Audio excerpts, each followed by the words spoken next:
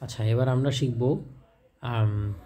একটা তো শিখলাম, দুইটা আসলে কনফিউজিং মনে হয় অনেক সময় কাছাকাছি, এই জন্য একটু কনফিউশন হয়। তো কনফিউশন তো না হয়, সেজন্য আমি এটা পরপর দুইটা ভিডিওতে শিখিয়ে দিচ্ছি। সেকেন্ড যে ইস্যুটা আমরা আজকে শিখব সেটা হলো ল্যাটিস, যেটা আমরা শিখব সেটা হলো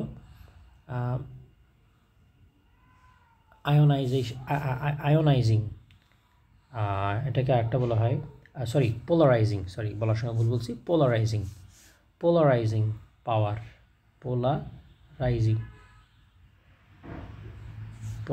ঠিক আছে। আচ্ছা, পোলারাইজিং মানে কি? আচ্ছা, আমরা জানি একটা আয়নিক কম্পাউন্ডে ক্যাটায়ন চার্জ পজিটিভ হয় কারণ সে ইলেকট্রন ডোনেট করে, আর অ্যানায়ন চার্জ নেগেটিভ হয় কারণ সে ইলেকট্রন অ্যাকসেপ্ট করে। দুইটা মিলে একটা ইলেকট্রোস্ট্যাটিক ফোর্স হয় এবং সেটা আমরা বলি আয়নিক বন্ডিং, বা ইলেকট্রোস্ট্যাটিক ফোর্সের কারণে আয়নিক বন্ডিংয়ের কারণে একটা আয়নিক বন্ড তৈরি হয়। কিন্তু অনেক সময় এমন হয়, যদি ক্যাটায়ন খুব বেশি ছোট হয়, অ্যানায়ন খুব বেশি বড় হয়, আর ক্যাটায়নের চার্জ যদি খুব বেশি হয়, তখন কিন্তু তাদের মধ্যে একটা ক্যারেক্টারিস্টিক্স দেখা দেয়, যেটাকে বলা হয় পোলারাইজিং মানে কি? মানে ক্যাটায়নটা যদিও কোনো ইলেকট্রন শেয়ার করে না নর্মালি, তাই না? ক্যাটায়ন ইলেকট্রন লুজ করে আর অ্যানায়ন ইলেকট্রন গেইন করে। কিন্তু যদি এমন হয় যে ক্যাটায়নটা অনেক ছোট আর অ্যানায়নটা অনেক বড়, তখন অনেক সময় কী হয়, এই অ্যানায়ন থেকে একটা ইলেকট্রন ক্লাউড ও একটু করে এদিকে শেয়ার করে ফেলে, এবং ক্যাটায়নটা বেশি ছোট হওয়ার কারণে, কিন্তু চার্জ বেশি হওয়ার কারণে সে এই ম্যাকটাকে, ইলেকট্রন ক্লাউডকে নিজের দিকে টানে।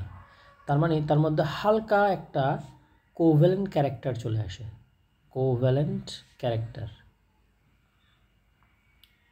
ঠিক আছে? তাহলে আমরা কয়েকটা টার্ম শিখলাম। যদি ক্যাটায়ন খুব ছোট হয়, ক্যাটায়নের চার্জ যদি খুব বড় হয়, অ্যানায়ন যদি বড় হয়, এই তিনটা জিনিস যদি হয়, তখন এদের মধ্যে পোলারাইজিং বেশি হয়, ওদের মধ্যে কোভ্যালেন্ট ক্যারেক্টার ঢুকে যায়। তো তাহলে তোমাকে যদি কেউ জিজ্ঞেস করে, আমি একটা এক্সাম্পল দেখাচ্ছি, ম্যাগনেসিয়াম ক্লোরাইড, ক্যালসিয়াম ক্লোরাইড, দেখো দুটোতে ক্লোরাইড সেম, তার মানে অ্যানায়ন সাইজ ডাজন্ট ম্যাটার। বাকি থাকলো চার্জও সেম, ম্যাগনেসিয়ামও 2+, ক্যালসিয়ামও 2+, কিন্তু ক্যালসিয়ামের সাইজ বড়, ম্যাগনেসিয়ামের সাইজ ছোট। যার সাইজ ছোট তার মধ্যে কোভ্যালেন্ট ক্যারেক্টার বেশি থাকবে, তার মানে ম্যাগনেসিয়াম ক্লোরাইডে কী থাকবে? পোলারাইজিং পাওয়ার বেশি থাকবে। পোলারাইজিংটা কে করে? ম্যাগনেসিয়াম 2+ করে, ক্যাটায়ন করে, পোলারাইজিং পাওয়ারটা বেশি থাকবে। এই কারণে ম্যাগনেসিয়াম ক্লোরাইডে মোর কোভ্যালেন্ট ক্যারেক্টার আছে। এটার সাথে কিন্তু ওই ল্যাটিস এনথালপি গোলায় ফেললে হবে না। ল্যাটিস এনথালপি অন্য জিনিস, ওটা হচ্ছে ক্যাটায়ন যত ছোট এটার মতোই, ঠিক আছে, কিন্তু চার্জ যত বড় সেটা অ্যানায়ন ক্যাটায়ন দুইটাই, ঠিক আছে। আর এখানে যেমন অ্যানায়ন বড় হতে হবে, বড় হলে আরও বেটার, আরও বেশি পোলারাইজিং হয়। ওখানে কিন্তু ওইটা না, ওখানে শুধু ক্যাটায়নের কথা আছে। তো দুইটাকে কিন্তু গোলায় ফেললে হবে না। আচ্ছা, তাহলে একটু বলো তো, সিলভার,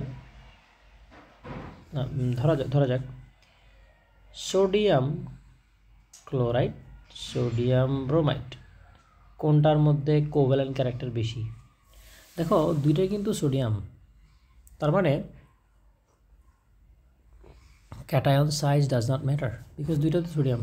আচ্ছা, চার্জও সেম, কিন্তু একটা হচ্ছে ক্লোরাইড, একটা ব্রোমাইড। আমরা জানি পিরিয়ডিক টেবলে ব্রোমাইড হচ্ছে ক্লোরাইডের নিচে, তাই না? তো ক্লোরাইড যদি ব্রোমাইডের নিচে হয়, তার মানে ওর সাইজ বড়। তো যার সাইজ যেটার অ্যানায়নের সাইজ বড়, সেটার কোভ্যালেন্ট ক্যারেক্টার বেশি, তার মানে সোডিয়াম ব্রোমাইডের কোভ্যালেন্ট ক্যারেক্টার বেশি। Is that clear? সোডিয়াম ব্রোমাইডের কোভ্যালেন্ট ক্যারেক্টার বেশি। আশা করি বুঝতে পারছি।